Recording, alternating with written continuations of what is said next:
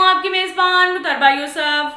खबर शामिल करते हैं झंग से। हमारे रिपोर्टर राना शाहिद के मुताबिक टाइगर फोर्स झंग के रजाकारों ने रेस्क्यू 1122 और सिटी ट्रैफिक पुलिस के हमरा एक आगाही वॉक का एहतमाम किया, जिसमें शुरा ने अवामी आगाही के लिए रोड सेफ्टी के बैनर्स पकड़े हुए थे।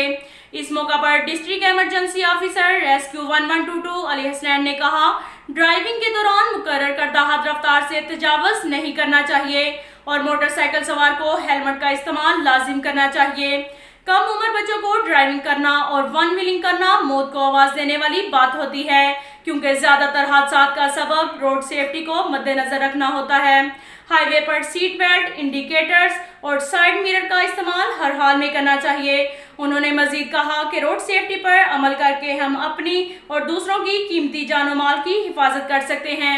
दरियासना रेस्क्यू 1122 के सेफ्टी विंग ने टाइगर फोर्स के जवानों के साथ मिलकर आवाम में आगाही पंफलेट तकसीम किए।